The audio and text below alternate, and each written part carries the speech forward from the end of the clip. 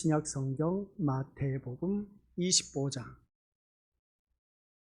1절부터 13절까지.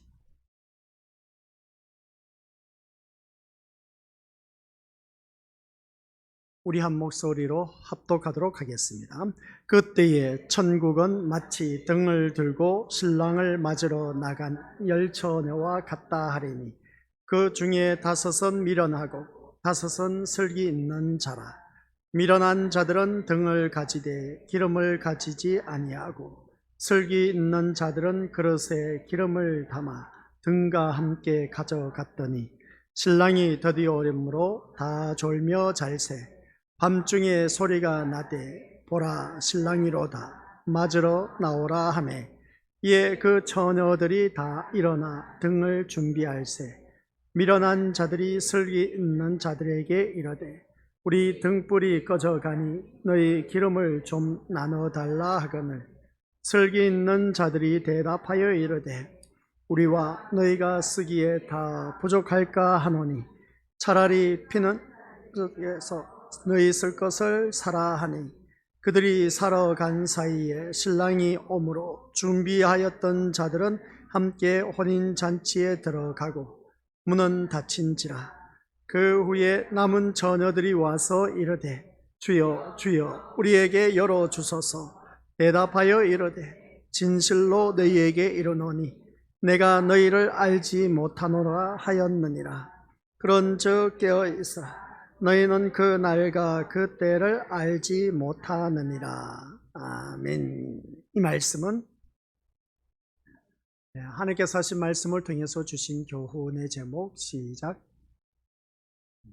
아버지 하나님, 오늘 또한 수요 저녁 예배를 맞이하여 주신 귀한 영의 양식은 마태복음 25장 1절부터 13절 말씀 통해 열처녀 비유라는 제목으로 함께 은혜의 말씀을 나누고자 합니다. 이 열처녀의 비유를 바라보며 슬기로운 5처녀와 미련한 5처녀가 있음을 볼 때 우리는 과연 어느 부류에 속해 있는지 또한 나의 모습을 한번 점검하며 슬기로운 5처녀처럼 준비할 수 있는 아버지 하나님 자녀 되도록 이 시간 성령 하나님께서 역사하여 주옵소서.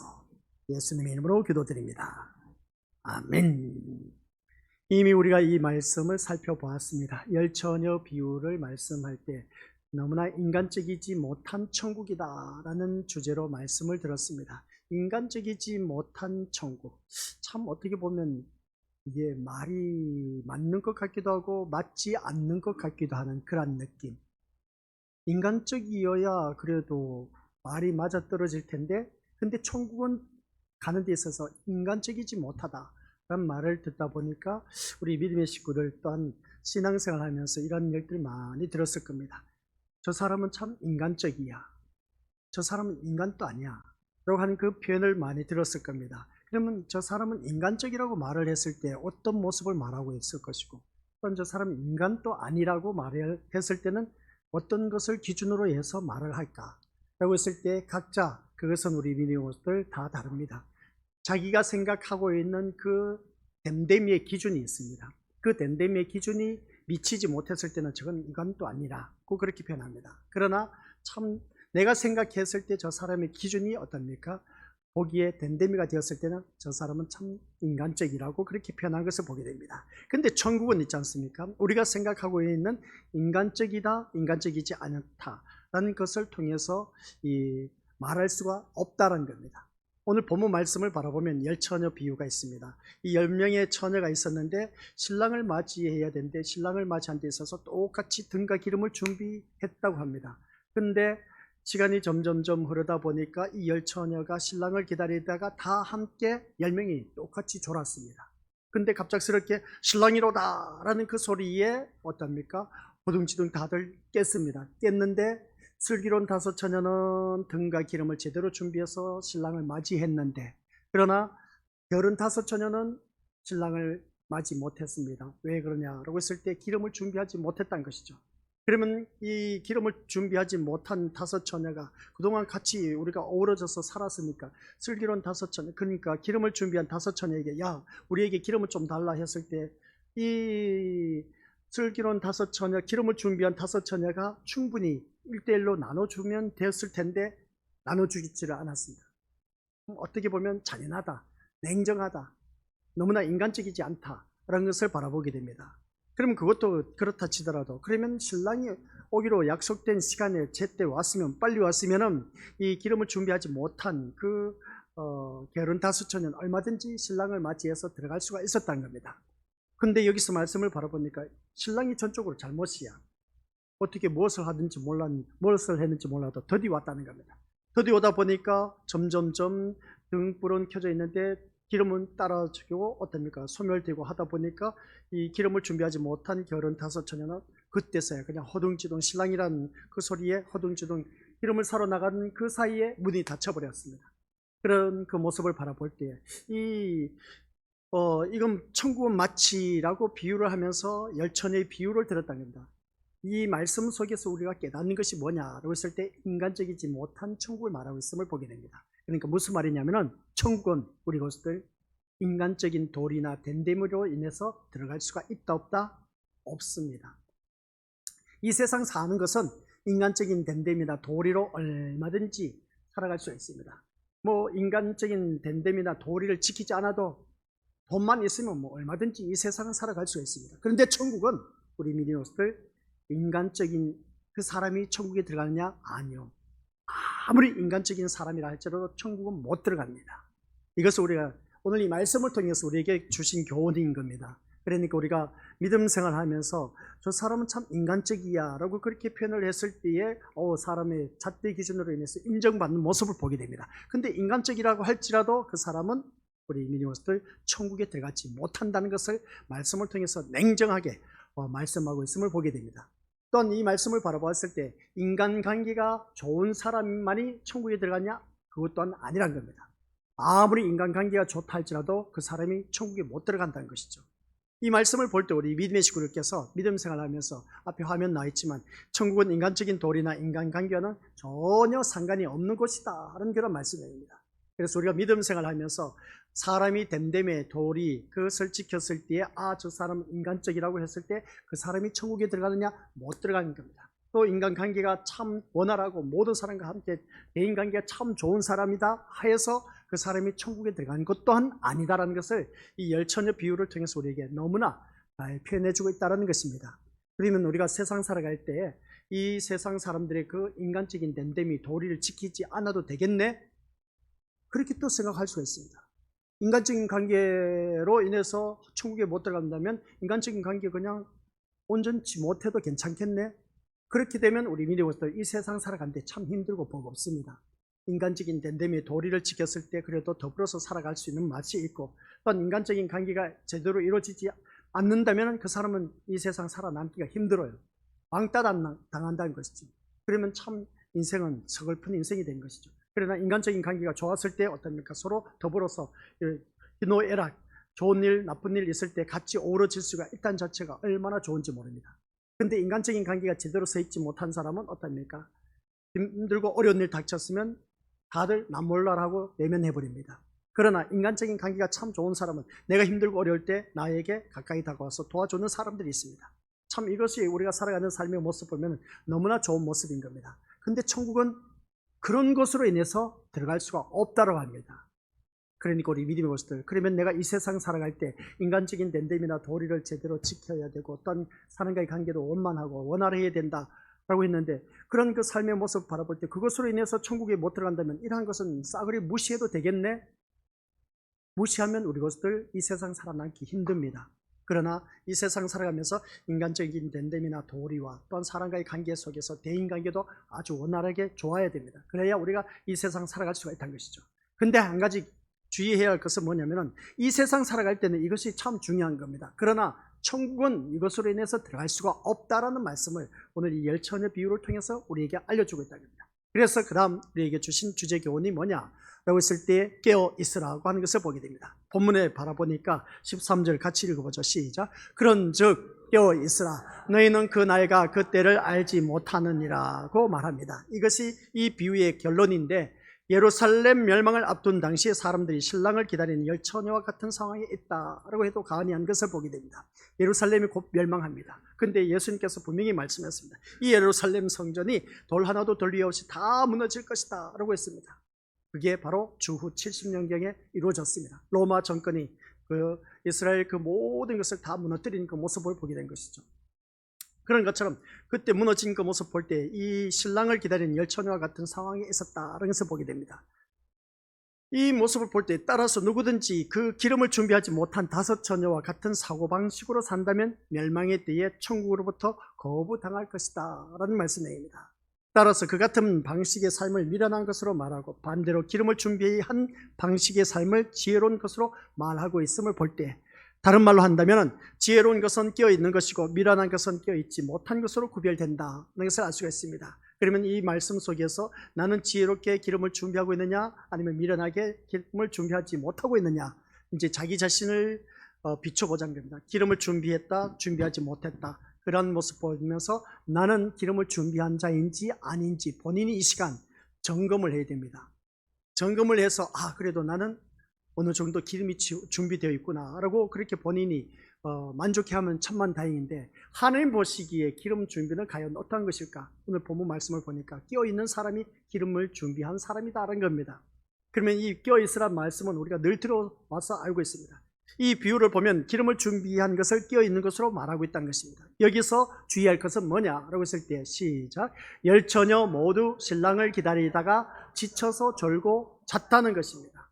이 말씀을 바라보면 우리 믿음의 것들 열처녀 모두 다가 신랑을 기다리다가 졸았다는 겁니다. 잤다는 것이죠. 이것을 보면 깨어있다는 것은 졸지도 자지도 않고 정신을 바짝 차리고 그리고 또한 신랑이 올 때를 기다리는 것을 의미하는 것이 아니라는 겁니다.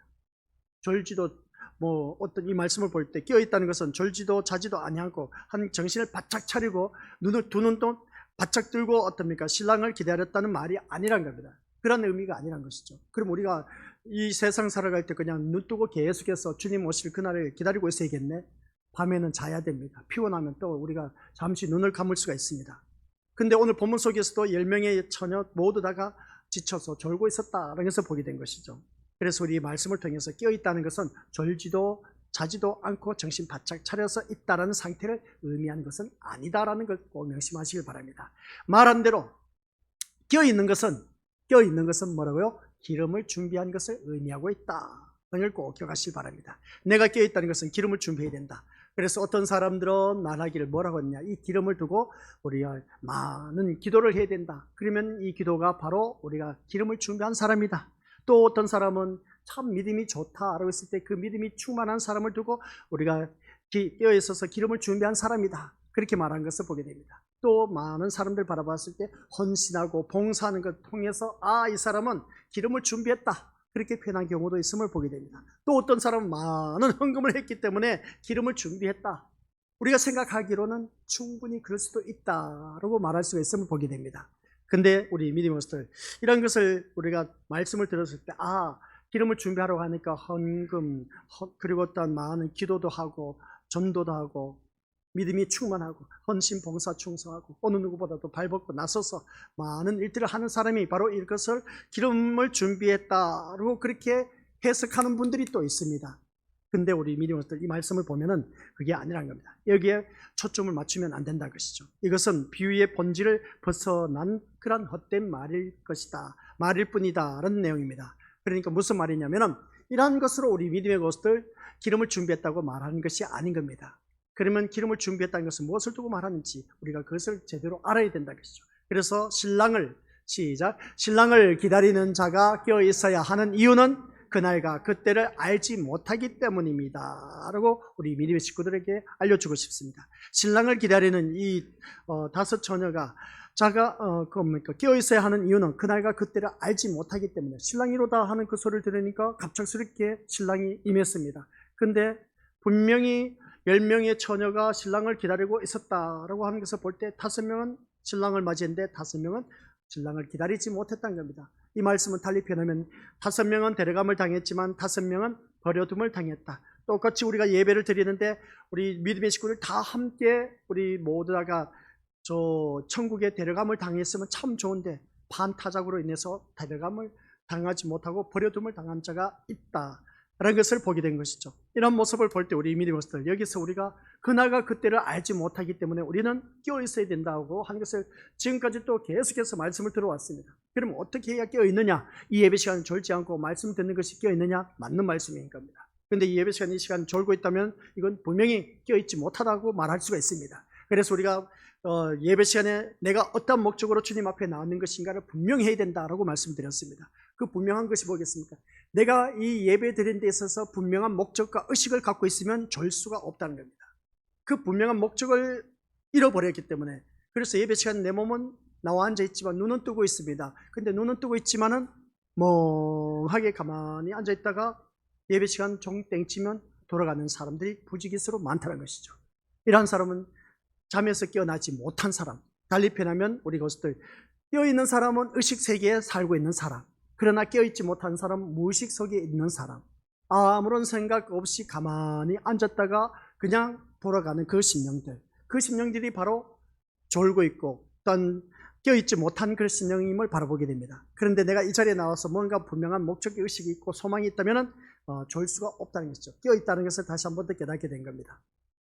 이런 말씀을 들으면서 우리 믿음의 식구들 기억하시길 바랍니다. 만약에 여기서 말씀할 때 신랑이 올 때를 알고 있었다면 그 시간에 맞춰서 등불을 들고 나갈 수도 있었고, 아니면 누군가의 신랑이 오는 시간이 되면 깨워달라고 부탁하고 마음 놓고 잘 수도 있었을 것입니다. 하지만 이것은 신부를 데리고 오는 신랑을 반기는 것이라기보다는 들러리인 자가 어떤 자기 할 일만 하면 된다는 그런 자세인 것을 보게 된 겁니다. 달리 표현하면 그렇습니다. 신랑을 기다린 이 열처녀는 신랑이 돌아오면 춤을 추고 노래를 부르면서 신랑을 맞이하는 역할을 하는 그러한 사람들이었습니다.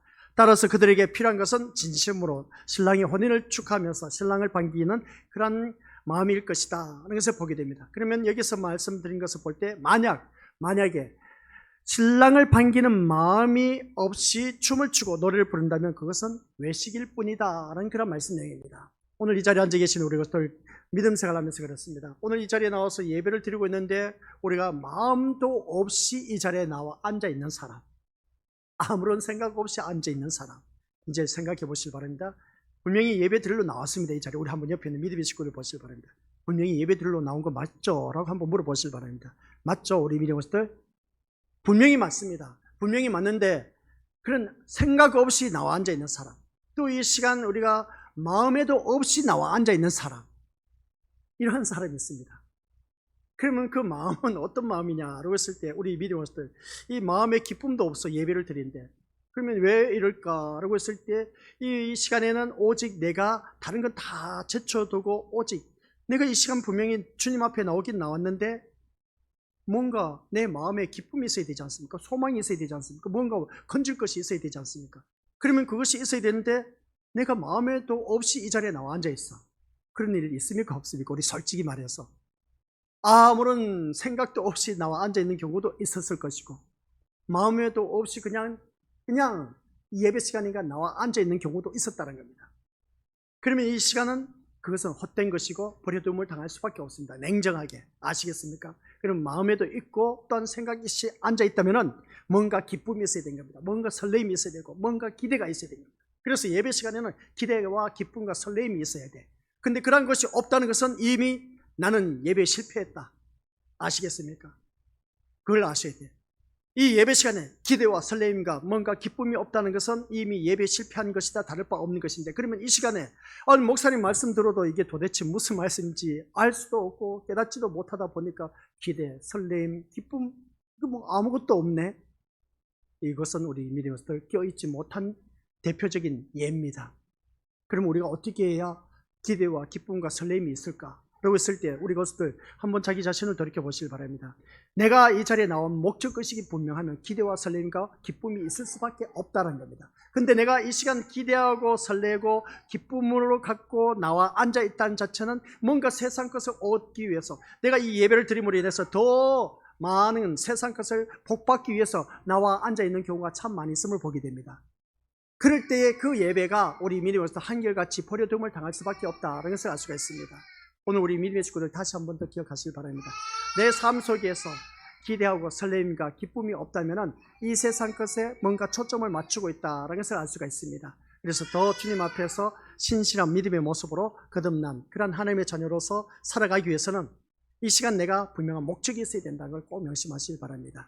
그것이 없으면 안 된다는 것이죠. 그래서 오늘 우리 것들 다시 한 번 더 이 말씀을 통해서 한번 자기 자신을 냉정하게 들여다보시기 바랍니다. 분명히 저 아이의 울음소리는 뭔가 불평한 것이 뭔가 원하는 것이 있는데 그것을 들어주지 못하기 때문에 그렇습니다. 그러니까 아이를 데리고 가서 앉혀놓아서 옆에 데려가요.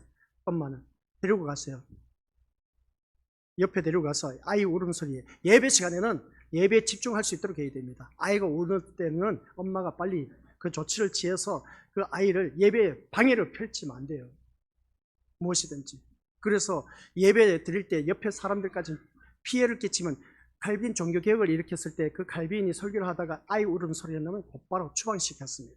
헛짓거리 하면 곧바로 그 사람 다 추방시켰습니다. 예배 시간 졸면 칼빈 종교개혁 시대 때는 어떻습니까? 칼빈이 설교할 때 곧바로 내쫓아버렸습니다. 그러니까 예배 시간에는 우리가 엉뚱한 생각을 가져서도 안 되고 오직 예수 그리스도에 초점을 맞춰야 된다는 것을 다시 한 번 더 기억하시기 바랍니다.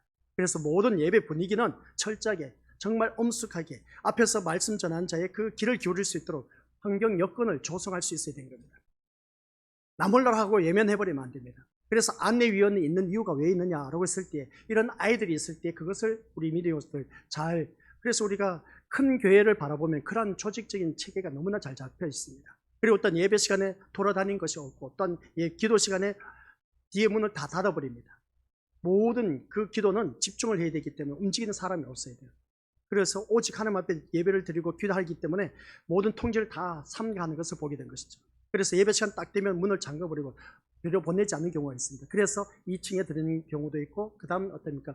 각자 교육관에서 이제 영상으로 보는 그런 그 예배를 드리는 경우가 있음을 보게 됩니다. 그래서 본당에는 얼씬도 하지 못하도록 모든 것이 딱 예배 시간 되면 다 잠궈버리고 잠궈버린다기보다는 통제시키는 경우가 있음을 보게 됩니다. 그걸 우리가 지킬 수 있어야 됩니다. 이게 기본적인 예입니다. 예배 하나님 앞에 드려지는데 이 시간 우리 미디어들 방해 피우면은 다른 사람에게 피해를 줄 뿐만 아니라 제가 또 말씀을 전하다 보면 초점을 흐려버린 경우가 있음을 보게 됩니다. 그러니까 우리 믿음의 식구들께서는 이런 일들이 없도록 앞으로 좀 잘 준비해 주시면 감사하겠습니다. 그래서 오늘 본문 말씀을 돌아와서 보면은 바로 이겁니다. 방금 아이가 울었습니다. 아이가 울었을 때 내가 분명한 목적이 어디 있는지 그것을 확실하게 갖고 주님 앞에 나와서 말씀을 드려야 된다. 그 말씀을 듣지 못하고 우리 것을 아이의 울음소리에 귀를 기울이고 그것을 고기를 간다면은 이미 이 예배는 물 건너 간 것입니다. 그래서 우리가 믿음 생활하면서 내가 무엇을 어떻게 해야 할 것인가를 그걸 분명히 알고 나와야 된다는 것이죠. 그것을 놓쳐버리면 안 되는 것입니다. 예수님께 오직 모든 것을 초점을 맞추고 이 예배에 우리 미디어 식구들 모두가 나와 앉아 있어야 된다는 걸 꼭 기억하시길 바랍니다. 그러면 오늘 본문 속에서 그렇습니다. 분명히 신랑을 기다리는 자가 끼어 있어야 하는 이유는 그날과 그때를 알지 못하기 때문이라고 했는데 만약 신랑이 올 때를 알고 있었다면 그 시간에 맞춰서 등불을 가지고 나가서 얼마든지 준비를 할 수가 있었을 겁니다. 또 어떻습니까? 옆에 사람을 통해서 신랑이라도 소리를 들릴 때 빨리 나를 껴달라고 그렇게 부탁할 수도 있었을 겁니다. 하지만 이것은 신부를 데리고 오는 그 신랑을 반기는 이 모습을 바라보았을 때 이런저런 준비도 하지 않았다는 것은 이미 마음의 준비 자세가 안 되어 있다는 것을 보게 됩니다. 만약에 마음의 준비 자세가 되어 있었다면 얼마든지 내가 졸고 있더라도 신랑이라는 소리 들리면 빨리 나를 깨워달라. 그렇게 옆에 사람을 얼마든지 준비를 시켰을 것입니다. 그렇기 때문에 우리 말씀을 통해서 우리 권속들께서는 오늘 예배를 드리면서 내가 얼마만큼 준비하면서 이 자리에 나왔느냐가 참 중요한 겁니다. 마음의 준비 없이 이 자리에 나왔다는 자체는 이미 그 예배는 물 건너간 예배고 실패한 예배다라는 그런 말씀 내용입니다. 그래서 신랑을 기다린 열처녀는 신랑이 돌아오면 춤을 추고 노래를 부르며 신랑을 맞이하는 역할을 하는 그런 사람을 바라보게 되는데 그런 그들에게 필요한 것은 진심으로 신랑의 혼인을 축하하면서 신랑을 반기는 마음일 것이다 하는 것을 알 수가 있습니다. 만약에 신랑을 반기는 마음이 없이 춤을 추고 노래를 부른다면 그것은 한마디로 표현해서 외식일 뿐이다. 그러면 이 외식이라는 단어가 이제 나옵니다. 신랑을 반기는 마음, 즉 본질이 빠진 채 형식만 있는 그 외식. 그러니까 이 자리에 나와서 앉아있지만은 마음에도 없이 나와 앉아있는 모습. 그리고 또한 우리 미리부터 아무런 생각 없이 이 자리에 나와 앉아있는 모습. 이것은 철저하게 외식하며 예배드린 자. 이러한 자는 철저하게 버려둠을 당할 수밖에 없다라는 그런 말씀 내용입니다. 아시겠습니까? 외식적이고 형식적이고 거칠애로만 이 자리에 나와서 예배드리는 그런 자가 되지 말라는 겁니다. 이러한 외식에 빠져 있는 사람은 우리 것들 대감을 당할 수가 없습니다. 버려둠을 당할 수밖에 없다는 거죠. 아무리 몇십 년 우리가 교회를 다니는데 소용없습니다. 신앙 인생 경륜 무시 못한다 하지만은, 그러나 이 예배에 이 외식적인 내 몸이 이미 예배 시간에 몸은 나와 앉아 있으면서 마음과 생각이 없는 그런 예배는 외식적인 그런 예배를 드리고 있기 때문에 그 사람은 백발백중 버려둠을 당할 수밖에 없다. 아시겠습니까? 내가 이 교회를 위해서 많은 헌신, 봉사, 충성했다 한들 소용없습니다. 그래서 성경 말씀 앞에서 예를 든 것이, 똑같이 밭을 매다가 한 사람은 데려감을 당하고 한 사람은 버려둠을 당했다. 맷돌질을 했는데 또 한 사람은 데려감을 당했는데 한 사람은 버려둠을 당했다. 이 말씀은 오늘 우리가 일상 삶 속에서 이루어지는 삶인 겁니다. 그래서 삶 가운데서 이 예배 드리는 삶이 우리 것들, 누구는 데려감을 당하고 누구는 버려둠을 당한다 했을 때 오늘 이 자리에 나와 앉아 계신 우리 것들이 바로 내가 아무런 생각 없이 마음에도 없이 그저 막연하게 몸 눈앞에 보이는 목사님 때문에, 그리고 또 뒤에 성도님들 때문에 마지못해서 내 몸이 나와 앉아있고 출석 교인으로 앉아있다는 겁니다. 이것은 우리 것들 한마디로 표현해서 종교인의 생활인 것이지 믿음 생활은 아니라는 겁니다. 이런 신앙생활을 해서 우리가 절대로 천국에 못 들어갑니다. 예배 시간의 목적은 천국 가기 위해서 우리가 어떻게 한 마음 자세로 살아가야 할 것인가, 그것을 안내해주고 그것을 우리 믿음의 것들 말씀을 통해서 알려주고 있다는 겁니다. 근데 그것을 말씀에 귀를 기울이지 못하고 자꾸만 허튼 짓을 하게 되면은 우리 것들, 이것은 정말 안타까운 일이지만 어쩔 수 없지만, 그러나 우리 믿음의 것들, 그런 자들은 한결같이 버려둠을 당할 수밖에 없다는 걸 꼭 명심하시기 바랍니다. 그저 막연하게 왔다 가는 그런 자가 되지 말라는 겁니다. 아셨죠? 이게 바로 외식적인 모습이라는 겁니다. 그래서 오늘 이 이야기가 바로 이것을 말해주고 있음을 알 수가 있습니다. 이 슬기로운 다섯 처녀와 미련한 다섯 처녀의 이야기를 바라보면서, 그래서 본질이 빠진 채, 시작, 형식만 있는 외식적인 신앙생활을 껴있지 못하는 것이라고 말씀하고 있음을 보게 됩니다. 이게 오늘 우리에게 주신 주제 교훈이 껴있으라는 내용입니다. 형식만 있는 외식적인 신앙생활, 이 사람은 껴있는 사람이 아니란 겁니다. 형식적으로 아무리 우리가 이 자리에 나와서 예배 드리는데 무슨 소용이 있겠느냐는 겁니다. 아시겠습니까? 이거 아무런 의미가 없다는 겁니다. 그러니까 이거 우리 것들 이 시간 주님 앞에, 진짜 제가 늘 예배 시간 때 말씀드리지 않습니까? 세상 것 포기하고 이 자리에 나와 앉아있는 이 시간이 정말 귀한 시간. 그러면 이 시간 주님 앞에 나와서 앉아있다면 우리 것들 이 시간만큼만이라도 온전히 온팍 전심전력을 다해서 정말 이 예배 시간에 기도와 설렘과 기쁨이 있는 그런 예배 자리가 되어야 되는데, 그런 마음 자체가 없다는 것은 이미 내가 이 예배에 마음이 없다는 것이고 생각이 없다는 증거입니다. 이러한 사람은 우리 것들 기억하실 바랍니다. 버려둠을 당할 수밖에 없어요. 아시겠습니까? 이 시간에는 진짜 내가 기대와 설렘과 기쁨으로 나와 앉아있어야 되고, 또 외식적인 그런 신앙생활이 아닌 정말 내 마음에 기뻐하는 그런 자세로 앉아있다면 우리 것들 모두가 저 영원한 천국 백성이 될 수가 있다는 것이죠. 그래서 천국 백성이 되는 것이 쉬운 일이 아니야. 지금까지는 신앙생활 너무나 잘 해왔지 않습니까? 그죠? 잘 해왔는데 더 잘 해야 돼. 이젠 더 진리의 말씀에 깊이 파고 들어가는 겁니다. 이거 언제 내가 죽을지 모른다는 것이죠. 그러면 끼어있을 수밖에 없습니다. 그래서 오늘 말씀을 통해서 형식만 차렸다 해서 우리 믿음의 거칠에 겉모습만 갖췄다 해서 우리 것들 천국 백성이 될 것이 아니란 것이죠. 내가 신림교회에 아무리 많은 직분을 갖고 많은 헌신, 봉사, 충성했다 할지라도 우리 것들 예배 시간 속에 설렘과 기대와 기쁨이 없다면 그 사람은 물 건너간 그런 인생일 수밖에 없습니다. 교회 다닌다고 해서 만족하지 마시길 바랍니다. 아셨죠? 내가 교회 출석했다 해서 그것으로 인해서 우리 것들 눈도장 찍었다? 아니요. 그것으로 인해서 우리는 천국 못 갑니다. 그래서 그 다음 말씀이 우리가 계속 나와서 외식이라는 단어가 참 중요한 겁니다. 형식만 있는 외식적인 신앙생활을 껴있지 못한 것으로 바라보게 되는데, 그게 바로 외식이라고 했는데, 이 미련한 다섯 처녀가 기름을 준비할 생각을 하지 않는 것은, 기름을 준비했다는 자체는 신랑을 맞이하는 마음의 자세가 준비되어 있다는 겁니다. 근데 미련한 다섯 처녀가 기름을 준비할 생각을 하지 않는 것은 자신들이 무엇을 위해 나와 있는가에 마음을 두지 않고 있다는 것을 보여주고 있습니다. 다시 말씀드리겠습니다. 미련한 다섯 처녀가 기름을 준비할 생각을 하지 않는 것은 뭐라고요? 자신들이 무엇을 위해서 나와 있는가에 마음을 두고 있지 않다는 겁니다. 그들 마음에 신랑이 없었다는 것이죠. 따라서 신랑의 혼인을 기뻐하고 축하하는 마음도 없어서 그저 기름에 관한 생각을 전혀 하지 않은 채로 신랑을 기다리면서 마냥 어떻습니까? 나가 있었던 것을 바라보게 됩니다. 이것이 바로 신앙의 측면에서 본다면 외식이라는 것을 우리가 다시 한 번 더 깨닫게 된 것이죠. 그러니까 여기서 말씀 잘 들어야 돼요. 이 열처녀 비유가 나왔을 때 나는 기름 준비했다라고 하면서 그렇게 생각하는 경우가 참 많은데 그런 착각에서 벗어나시길 바랍니다. 이 기름을 준비했다는 것은 우리 것들 내가 마음의 준비를 하고 있다는 자체입니다. 마음의 준비를 했다는 자는 뭡니까? 슬기로운 다섯 처녀는 마음의 준비가 있었기 때문에 신랑을 맞이할 수 있는 그 마음의 자세가 있었기 때문에 기름을 준비했습니다. 근데 기름을 준비하지 못했던 그 슬기로운 다섯 처녀, 미련한 다섯 처녀는 어떠합니까? 마음에도 없었기 때문에 신랑을 맞지 못했다는 겁니다. 그러면 이 시간에 제가 지금까지 말씀드렸지 않습니까? 마음에 예수님이 있었다면은 얼마든지 이 시간 기쁨과 즐거움과 그리고 설렘이 있었다는 겁니다. 근데 마음의 신랑이 되신 그 예수님이 마음에 없었기 때문에 우리 믿음으로부터 외식적으로 그냥 몸만 나와서 앉아 있었다라는 것을 보게 된 것이죠. 그래서 우리가 이미 앞에서 말씀을 드렸습니다. 이사야서 아니죠. 마태복음 24장 51절 말씀 우리 같이 읽어보도록 하겠습니다. 시작. 어미 때리고 외식하는 자가 받는 벌에 처하리니 거기서 슬피 울며 이를 갈미라.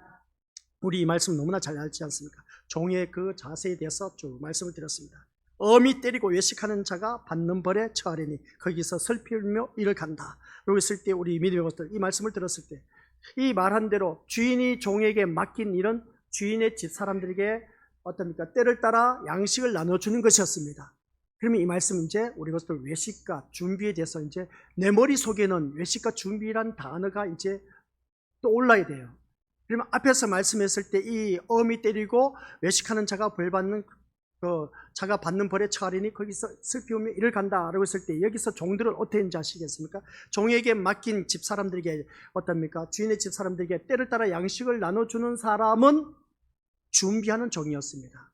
근데 여기서 말씀을 바라보니까 어미 때리고 외식하는 자가 받는 벌에 처하리니 이러한 사람은 준비하지 않았다는 것이죠. 그러니까 만약 여기서 같이 읽어보도록 하겠습니다. 종이 시작. 종이 주인이 올 때까지 그 일을 충실히 했다면 그것은 종의 마음에 주인이 있었다 없었다? 있었다는 겁니다.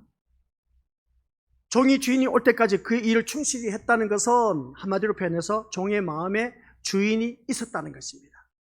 그 마음에 주인이 있었기 때문에 주인이 맡긴 일에 충실히 일을 했다는 것이죠. 그 마음에 주인이 없었다면 별은 악한 종이 될 수밖에 없었다는 겁니다. 하지만 그 마음에 주인이 없는 종은 마음에 주인이 없는 종은 동료들을 때리고 술친과 먹고 마셨다는 겁니다. 마음에 주인이 있었다면 주인이 있는 그 마음을 가졌다면 그 종은 어떻습니까? 이렇게 동료들을 때리고 술친과 먹고 마실 수가 없었습니다. 주인의 일에 때를 따라서 집 사람들에게 양식을 나눠주는 자로서 충실히 임했다는 겁니다. 그런데 이 마음에 주인이 없는 자는 말씀처럼 동료를 때리고 술친과 더불어 마시고 부어라 마셔라 하면서 그냥 자기 일에 자기가 즐기는 일에 심취해 있었다는 것을 보게 됩니다. 이러한 자, 그래서 힘이 있으면 그 힘을 가시하고 자기 즐거움을 위해서 살아간 그런 그 모습을 볼 때 이 사람들은 악한 종에 불과하다는 것을 바라보게 됩니다. 그래서 예수님은 이들이 외식하는 자가 받는 벌에 처한다고 그렇게 말씀하고 있음을 보게 됩니다. 즉 그 마음에 주인이 없으므로 주인이 맡긴 일에 전혀 마음을 두지 않았다는 것이죠. 오늘 이 자리에 앉아 계신 우리들, 내 마음의 주인은 누굽니까? 예수님이죠. 그러면 예수님을 마음에 두고 있었던 그러한 자라면 이 시간 이 예배를 헛되이 보낼 수가 없다는 겁니다. 오늘 본문 앞에서 우리가 이미 다뤘기 때문에 그렇습니다. 24장에서 말씀했을 때 종이 그 마음에 주인이 있었다면 주인이 시킨 일에 충실히 임했다 임하지 않았다? 임했다는 겁니다. 그러면 오늘 이 자리에 나와 앉아 있는 우리 믿음의 것들, 내가 내 마음의 주인이신 예수님이 있었다면 이 예배에 충실히 임했다 임하지 않았다? 임했다는 것이죠. 임했다는 것은 뭐겠습니까? 그만큼 주님의 말씀에 귀를 기울이고 준비하고 있었던 그 마음이 있었다는 겁니다. 그러면 준비하는 마음에 기대와 설렘과 기쁨이 있을 수밖에 없다는 겁니다. 오늘은 주인이 무슨 말씀을 하실까 하면서 그 마음의 준비가 되어 있는 사람, 이 사람은 정말 지혜 있는 충성된 종이라고 말할 수 있습니다. 그런데 이 악한 종은 마음의 준비가 없었어. 주인이 없다 보니까 어떻습니까? 자기 멋대로 살 수밖에 없고, 그래서 때를 따라서 동료들 때리고 술 먹고 마시고 취하고 그랬던 그 모습 보게 됩니다. 이 말씀 뭔지 아시겠습니까? 술 마시고 또 뭐 때리고 뭐 동료들을 때리고 즐겼다는 것은 자기 일에 심취해서 빠져 있었던 것을 보게 됩니다. 그런데 갑작스럽게 주인이 왔다는 것이죠. 그런 모습을 바라봤을 때 여기서 우리 믿음의 것들 기억해야 할 것은 마음의 주인이 없음으로 인해서 주인이 맡긴 일은 전혀 마음을 두지 않고 동료들을 때리고 술집과 먹고 마시고 자기 즐거움을 위해서 산 것을 한마디로 표현해서 뭐라고요? 외식으로 말씀하고 있다는 겁니다. 그러면 이 자리에 앉아 계신 우리 것들, 내가 외식적인 마음으로 이 자리에 나와 앉아 있는지 아니면 정말 그 중심에 우리 주님이 계신지 한번 자기 자신을 들여다보자는 겁니다. 악한 종도 주인이 돌아온다는 소식을 듣는다면 주인이 맡긴 일을 할 것입니다. 근데 맡긴 일을 하지 않았다는 책망은 듣고 싶지 않기 때문에 어떻습니까? 그 종은 어떻습니까? 주인이 더디 올 것으로 생각했고, 또한 오늘 본문 말씀을 바라보니까 그렇습니다. 악한 종, 앞에서 말씀한 24장에서 말한 이 악한 종은 주인이 더디 올 것으로 생각했고, 생각하지 않는 날 알지 못한 시각에 온 주인에 의해서 매를 맞고 벌을 받은 것을 바라보게 됩니다. 이 악한 종의 미련함은 주인이 더디 올 것으로 생각하여서 자기 생활에 심취했다는 것이죠. 오늘 이 자리에 앉아 계신 우리 것들, 바로 그 모습이 나의 모습이 아닌가 한번 들여다보자는 것입니다. 이 악한 종의 모습이 오늘 본문 속에서 미련한 5 처녀는 어떠합니까? 신랑이 자신들이 생각한 시간에 올 것이라고 착각했다는 겁니다. 그렇기 때문에 미련한 5 처녀, 그리고 앞에서 말한 악한 종과 똑같은 모습이다라는 그런 말씀입니다. 그러니까 앞에 있는 악한 종의 모습과 오늘 본문 속에 나와 있는 미련한 5 처녀의 모습과 똑같다는 겁니다. 그러니까 신랑이 드디어 올 것이라고 생각하면서 자기 생각, 자기 시간에 맞춰서 이때 우리 주님이 오실 것이다 라고, 주인이 오실 것이다, 신랑이 오실 것이다 생각했던 그 착각 속에서 우리 믿음을 뛰어나시길 바랍니다. 내 생각, 여기서 우리가 접어야 할 것이 뭐겠습니까? 내 생각 접으라는 겁니다. 우리 주님이 언제 오실지 몰라. 아시겠습니까? 그렇기 때문에 내 생각한 이때쯤이면 오시겠다, 그런 생각 우리 그것들 아예 갖지를 말라는 겁니다. 악한 종의 모습, 오늘 본문에서 말하고 있는 미련한 5 처녀의 모습, 똑같은 모습, 자기 생각에 자기 자아도취에 빠져있는 그런 모습이다, 이것을 알 수가 있습니다. 그러면 여기서 볼 때 신랑이 올 때 신랑을 맞이하기만 하면 할 일은 다 한 것으로 여겼기에 기르면은 신경을 쓰지 않았을 것입니다. 하지만 신랑이 오는 날과 때는 아무도 알 수가 없었다는 겁니다. 그러다 보니까 미련한 5 처녀는 기름을 준비하지 못했다는 것이죠. 그래서 날과 때를 알 수 없다는 것은, 날과 때를 알 수가 없다는 것은 우리가 대비할 수 있는 것은 아무것도 없다는 의미입니다. 우리가 대비할 게 뭐가 있겠습니까? 그날과 그 시를 알 수가 없는데, 그러면 그날과 그 시를 알 수가 없기 때문에 막연하게 그 날이 언제 올지 몰라, 2000년 전에 외쳤던 그 주님의 말씀이 아직도 이루어지지 않다 보니까 시간적으로 어떻습니까? 언제 올지 몰라. 그러다 보니까 무뎌지다 보니까 뭐라고 했습니까? 자기 삶에 몰두하면서 자기 일에 빠져버리고 자기 취미생활에 푹 빠져버리고, 그러다 보니까 그때 당시에 주님이 오신다는 겁니다. 오늘 우리들을 향해 하는 말씀입니다. 우리 주님이 언제 오실지 몰라. 내가 지금 사는 삶이 풍성하고 좋아, 즐기고 마음껏 누릴 수가 있어요. 그런데 이 시간 우리가 주님 오신다면 어떻게 하겠냐는 것이죠. 그런 모습을 바라봤을 때 준비하지 못한 그 악한 종과, 그리고 또한 어떻습니까? 미련한 5 처녀의 모습이 오늘 나의 모습이라는 것을 다시 한 번 더 깨닫게 된 겁니다. 그래서 날과 때를 알 수 없다는 것은 우리가 대비할 수 있는 것이 아니라는 겁니다. 아무것도 대비할 수가 없다는 것이죠. 그래서 날과 때를 알 수 없다는 것은, 우리가 대비할 수 없는 것은 이 말씀을 통해서 다시 한 번 더 깨달아야 할 것이 뭐겠습니까? 우리가 주님이 언제 오실지 모른다는 것이죠. 그러면 우리가 끼어있는 길밖에 없어. 그래서 같이 읽어보도록 하겠습니다. 시작. 신랑을 기다리고 있는 우리에게 필요한 것은 신랑이 오는 것에 대해 이겁니다. 언제 시간과 날은 알 수가 없어. 아시겠습니까? 날과 때를 알 수가 없다고 했습니다. 분명히 성경에도 말씀했기 때문에. 그러니까 그 주님이 언제 오실지 몰라. 그러면 우리가 해야 할 도리가 있어. 그게 뭐냐면, 우리에게 필요한 것은 신랑이 오는 것에 대해서 기뻐하는 자세. 신랑이 오므로 말미암아 내가 기뻐하는 자세가 되어 있느냐 안 되어 있느냐, 그게 중요한 겁니다. 그게 대표적인 예가 이 예배인 겁니다. 이 예배 시간 주님 앞에 나왔을 때 우리 믿음의 것들 기대와 설렘과 기쁨이 없다면은 우리 것들 안 됐지만은 버려둠을 당할 수밖에 없습니다. 동료들을 때리고 술 친구하고 더불어 마시고 취해 있다는 것을 보게 됩니다. 그러한 모습을 보게 되고, 미련한 5 처녀와 똑같은 모습인 겁니다.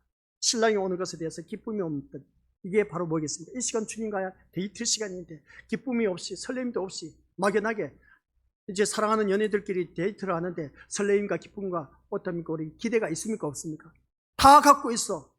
그런 마음 자세로 우리가 이 예배 시간에 나와야 되는데 그런 마음 자세가 없는 사람은 안 됐지만은 우리 것들 여기서 미련한 다섯 처녀와 똑같고 악한 종과 똑같은 마음의 자세라는 것을 알 수가 있습니다. 그래서 우리 마음의 자세 준비가 참 중요하다는 이 말씀이죠. 그래서 이 기쁨이 우리에게 자리한다면은 어느 누구든지 신랑이 오는 것에 대한 그 기쁨이 그 우리 마음에 자리하고 있다면 자연히 신랑을 맞이하는 자기 일에 마음을 두게 되고 또 혹 기름이 부족할까 생각해서 준비하게 될 수밖에 없습니다. 그러니까 신랑을 맞이하는 그러한 자들의 그 기쁨은 어떻습니까? 어느 누구든지 준비할 수밖에 없다는 겁니다. 이것이 하나님 자녀로서의 본질을 잃지 않고 사는 것입니다. 하나님 자녀로서 뭐라고요? 본질을 잃지 않고 사는 것. 하나님의 여기서 하나님 자녀로서의 본질이 뭐겠습니까? 다른 말로 하면 하나님 백성의 정체성인 겁니다. 하나님 백성의 정체성을 잊지 말라는 것이죠. 너는 누구냐는 것이죠. 너는 누구냐 했을 때 하나님의 자녀라고 그렇게 말을 한다면 하나님 자녀답게 살아가라는 것이죠. 하나님 백성으로서의 정체성을 잃어버리면 안 된다는 그런 말씀입니다. 그래서 신앙생활은 우리 미니고스들 기억하시기 바랍니다. 단순히 부지런하다고 해서 옳은 것이 아닌 겁니다. 근데 성경 말씀 부지런하여 게으르지 말고 열심을 품고 주를 섬기라고 했습니다. 잘 생각하시기 바랍니다. 여기서 보면은 신앙생활이 시작. 신앙생활이 때론 자기 만족을 위한 자기 일이 될 수도 있음을 생각해야 합니다. 신앙생활이 때론 자기 만족을 위한 자기 일이 될 수도 있음을 생각해야 된다? 맞습니까? 틀렸습니까? 이제 결론 내리겠습니다. 요거 진짜 중요한 겁니다. 신앙생활이 때로는 자기 만족을 위한 자기 일이 될 수도 있다? 없다? 아니, 신앙생활이 우리 신앙생활 하고 있지 않습니까? 그죠? 자기 만족을 위한 자기 일이 될 수도 있다? 없다? 있다? 없다?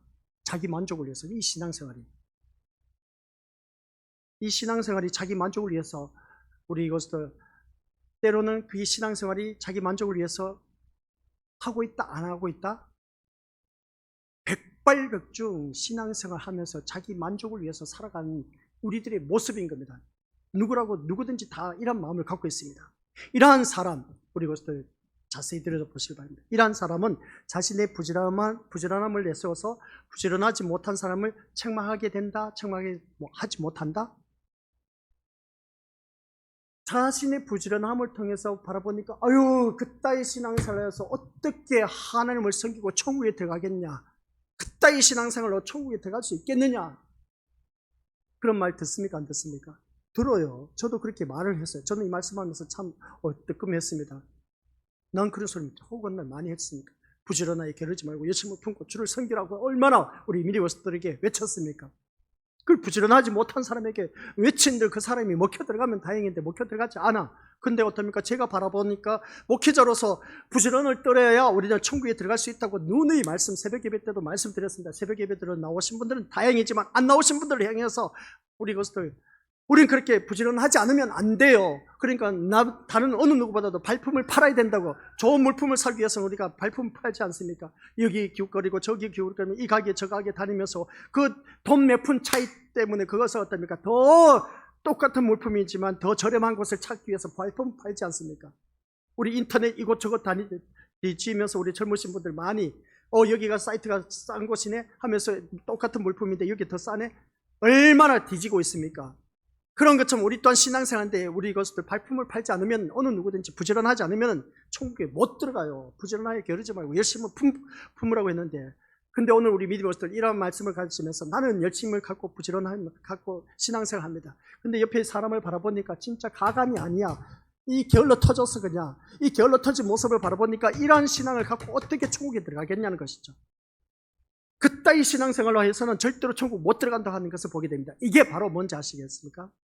저도 그걸 오늘 말씀을 보면서 깨닫는 것이 동료들을 때리는 것이었습니다. 동료들을 때리는데 동료들을 때려서 우리 것들 정신 챙기는 사람이 있으면 다행이야. 동료들 때리는데도 오히려 역반응 일으키는 그런 경우가 있음을 보게 됩니다. 역반응이 어떻게 나타나냐? 상대편이 말한 건데, 아이고 웃기고 있네. 지는 뭐 신앙생활 열심히 하는데 뭐 하겠어. 사회에서 사람들한테 인정받지 못하고 따돌림 당하고 외면당하고 있는데 하면서 어떻습니까? 오히려 대받아 상대편이 나를 공격하고 있어. 공격하는 것이 말로는 하지 않지만 어떻습니까? 그런 경우가 있다 없다? 있다라는 것이죠. 그래 이게 바로 동료들을 때리는 겁니다. 열심을 품고 주를 섬겨야 된다고 그렇게 외치면서도 불구하고 그러면 신앙의 기준에 대해서 남들보다 어느 누구보다도 모든 예배 다 참석하고 있어. 근데 삶에 있어서 사회생활 속에서 일상생활 속에서 삶 속에서 사람들과의 관계가 온전하지 못해. 대인관계가 온전하지 못해. 이럴 때 우리 어떻게 말할 수가 있겠습니까? 그러니까 성경 말씀 우리가 신앙생활하는 걸 쉽게 생각하면 안 돼. 한 가지를 하더라도 그 우리가 흠과 티가 없이 온전한 삶의 모습으로 거듭나야 돼. 근데 옆에 사람이 계속해서 나를 헐뜯기 위해서 기회만 닿으면 나를 깎아내리기 위해서 뭔가 트집을 잡으려고 모함을 하고 있습니다. 그런 것을 우리가 잡히지 말아야 되는데요. 우리는 거기에 대해서 어떻습니까? 똑같이 신앙생활하면서 흠과 티가 잡히고 있다는 겁니다. 그러다 보니까 교회 안에서는 분명히 이 사람보다 나. 그러다 보니까 교회 안에서는 내가 널 그렇게 신앙생활 하면 안 돼. 그렇게 하면 큰일 나. 하면서 그렇게 말을 하고 있는 그 모습 볼 때에 우리 것들 이 말씀을 들으면서 우리가 어떤 생각을 갖느냐는 것이죠. 그래서 부지런함이란 그 단어를 가지고 우리 것들에게 말씀드렸는데 나의 부지런함 모든 예배 다 참석하면서 그러지 못한 사람을 향해서 이러쿵저러쿵 이제 동료들 때리는 경우가 참 많이 있다. 그럼 참 좋은 모습입니다만은 그러나 내 삶 속에서 그러면 그 부지런함을 떨고 어떤 부지런함이 없고 그냥 교회 그냥 한두 번 나와서 예배 드리는 사람 그 모습하고 그 사람의 그 일상생활 삶의 모습과 내가 또 일상생활 삶의 모습하고 비교를 해봤을 때에 일상생활 속에서 흠과 티가 없이 교회에 나와서 열심을 품고 주를 섬기면서 모든 예배 참석했다면 얼마든지 이 사람을 향해서 때리는 겉면의 말씀을 할 수가 있어. 근데 일상생활은 개차반이야. 근데 예배생활은 충실해. 이거는 우리 것들 아무리 교회에 나와서 이 사람에게 부지런함을 갖고 열심을 품고 주를 섬기라 한들 아무런 소용이 없다는 것이죠. 그래서 우리가 이 동료들을 때리는 모습이 가지각색입니다. 때려서 정신 챙기는 사람인가 반면에 챙기지 못한 사람이 있어. 그래 끝까지 자기 고집을 부리는 사람이 있지만은 그러나 우리 것들 말씀으로 인해서 겉면을 말씀을 이제 때립니다. 때리면 그 말씀을 듣고 깨닫는 사람은 하나님 자녀의 모습이야. 그러지 못한 모습이 참 많이 있다는 것을 보게 된 겁니다. 그래서 오늘 이 말씀을 통해서 우리 것들 기억해야 할 것은 여기서 다른 것도 없습니다. 앞에서 우리가 동료들 때리고 한 그 말씀을 바라봤을 때에 이 말씀 속에서 우리는 그 속에 우리 다시 한번 보시기 바랍니다. 그 속에 예수님을 기뻐하는 신자의 본질이 없는 것이기 때문에 악한 것이 또 미련한 것이 있기 때문에 외식한 것이 있기 때문에 동료들을 아무리 때려도 겉면의 말씀 때린다는 것은 겉면의 말씀입니다. 겉면의 말씀을 해도 먹혀 들어가지 않는다는 겁니다. 그러나 내가 준비되어 있습니다. 내가 준비되어 있으면 우리 진짜 하나님 백성으로서 아까 말씀드렸지 않습니까? 우리가 하나님 백성으로서 그 하나님 자녀로서의 본질을 잃지 않았다면 그 사람은 옆에 사람을 이런저런 소리 해도 먹혀 들어갑니다. 근데 먹혀 들어가지 않는 이유가 뭐냐라고 했을 때 내가 온전하지 못한 모습. 그러니까 오늘 살아가는 모든 삶 속에서 내 심령 속에 악한 것이 있고 미련한 것이 있고 어떤 외식적인 모습이 있기 때문에 먹혀 들어가지 않는다는 겁니다. 그래서 저도 목회자로서 참 앞에서 말씀을 준비해서 전하긴 하지만 부족한 모습이 너무나 많아요. 많지만은 그래도 몸부림치면서 어떻습니까? 온전히 하나님 말씀대로 순종하면서 살기 위해서 몸부림을 치면서 하고 준비해서 또 이 말씀을 전하기도 또 전해도 우리 것들에게 먹혀 들어가는 경우도 있지만 그러지 않은 경우도 있다는 겁니다. 그래서 저도 이 말씀 준비하면서 참 동료들을 참 많이 때렸다는 것이죠. 우리 믿음의 식구들, 우리 다 똑같이 동료들입니다. 뭐 목회자로서 우리 믿음이 우월한 것이 아니라 우리는 그리스도의 몸을 이루는 지체로서 그냥 저는 많이 쓰임 받을 뿐인 겁니다. 우리 믿음의 식구들도 그리스도의 몸을 이루는 지체들인 겁니다. 그리고 우리 똑같은 지체들이기 때문에 저는 다만 많이 쓰임 받는다 보니까 옆에 있는 우리 믿음의 식구들 양떼들을 향해서 이런 저런 소리를 쓴소리 단소리 하면서 많이 때리고 그렇게 하지 않습니까? 그만큼 또 그 역할을 잘 감당해야 되는데 그런데 그 역할을 감당하지 못했을 때는 저에게는 엄청난 또 책임이 있다는 것이죠. 그래서 오늘 이 자리에 앉아 계신 우리 것들 모두 다가 다시 한 번 더 자기 자신을 들여다보면서 이 동료들을 때리는 것에 대해서 아주 신중하게 한번 생각해 봐야 될 것이고 이 신중하게 생각해 봐야 할 것이 내가 이 온전한 모습으로 갖추었느냐 갖추지 못했느냐 그렇지 못했을 때는 그저 우리 하나님 말씀 앞에 자기 자신을 들여다보면서 점검하시길 바랍니다. 그래서 점검을 하시되 하나님 자녀로서의 본질을 잃지 말자. 하나님 자녀로서의 본질을 잃지 않으려면 이 예배 시간이 먼저 내가 주님 앞에 나올 때에 내가 어떤 마음을 갖고 나오느냐가 참 중요하다. 그 마음이 어떤 것이라고요? 기대와 설레임과 기쁨이 있어야 돼요. 이 기대하고 설레고 기쁨이 없다면 내가 어느 누구든지 동료를 때린다, 건면을 한다는 것은 얼씬도 하지 말라는 거예요. 너 신앙생활 그렇게 해서 안 돼. 그런 말조차도 할 수가 없습니다. 하지 말라는 것이죠. 내가 이 예배 시간에 나오면서 기대와 기쁨과 설레임이 있다면 우리 믿음의 식구들 어느 누구든지 주님을 만날 수가 있고 그 만난 사람은 그게 바로 신랑을 맞이하는 사람입니다. 기름을 준비한 사람이죠. 근데 우리 것들 다시 한번 기억하시기 바랍니다. 그 다음 말씀 바로 보면 기름을 준비하는 마음인데 이 기름을 준비하는 마음이 어떤 마음으로 준비를 해야 될 것인지 우리 것들 자세히 읽어보시고 오시길 바랍니다. 이 말씀은 주일날 오전 말씀 또 넘어가도록 하겠습니다. 꼭 읽어보시고 그래서 슬기로운 다섯 처녀와 미련한 다섯 처녀의 차이점은 무엇일까? 이제 주일날에 가장 핵심 키워드가 있습니다. 그 말씀을 우리 믿음의 것들에게 알려드릴 겁니다. 오늘 이 시간까지는 우리 것들 다른 것도 없습니다. 내가 하나님 앞에 나왔을 때 기쁨과 설레임과 그리고 기대하는 것이 얼마만큼 있느냐, 그러한 마음 자세로 소망하는 자세로 나와 앉아 있는지 안 나와 있는지 한번 자기 자신을 점검하면서 우리 하나님 자녀로서의 그 본질을 잃지 말자. 그래서 하나님 자녀로서의 본질을 잃지 않으려면 이 예배 시간이 너무나 중요하다. 중요한 것은 자기 자신을 나오기 전에 점검하시기 바랍니다. 기대와 설레임과 기쁨이 있어야 된다. 그런 것이 없으면 이 예배는 허탕이다. 그래서 이 예배 시간 나올 때마다 기도하시기를, 하나님 오늘 말씀은 어떤 말씀인지 너무나 기대가 돼요. 그 설렘이 있습니다. 그 말씀 속에서 그 설렘 속에서 기쁨을 제가 누리기를 원합니다. 성령 하나님의 도움을 구하면서 이 자리에 나오셔야 돼. 그러지 않으면 우리 것들 안타깝지만 미련한 다섯 처녀가 될 수밖에 없고 악한 종이 될 수밖에 없습니다. 그러면 우리 것들 지옥에 떨어집니다. 지옥에 가기 싫지 않습니까? 가면 안 돼요. 이 무더운 날씨 얼마나 덥습니까? 길거리 오늘 나 같은 낮에 나가서 조금만 걸어보세요. 땀이 막 줄줄 흘러내립니다. 그러니까 우리 것들 이렇게 낮에도 그렇게 힘들고 어렵게 살아가는데 지옥은 이거보다 더 하다니까요. 그러니까 이 지옥에는 갈 수가 없습니다. 가지 말아야 돼. 그래서 우리는 모두 다가 천국 가셔야 돼. 그래서 오늘 우리 것들 모두가 이 설렘을 가지고 주님 앞에 나와서 주님 앞에 신실한 모습으로 거듭나서 외식적인 모습 다 떨쳐버리고, 아시겠습니까? 그래서 더욱더 주님 앞에 참된 하나님의 자녀의 모습으로서 그 본질을 갖고 늘 끼어있는 우리 것들 되시기를 주님의 이름으로 간절히 축원드립니다. 아버지 하나님 은혜 감사드립니다. 외식하는 신앙 떨쳐버리게 하옵소서.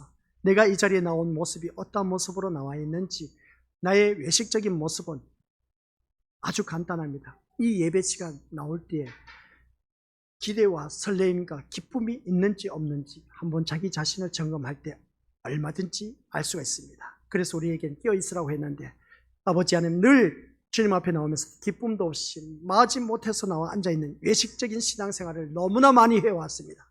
이제는 앞으로 그러한 어리석은 짓 다 떨쳐버리고 이 귀한 시간 온전한 모습으로 기대와 기쁨과 설렘으로 임해서 우리 주님을 만나 신랑 되신 예수님을 만나 저 영원한 천국에 이룰 수 있는 귀한 믿음의 자녀 되게 하옵소서. 예수님 이름으로 기도드립니다. 아멘.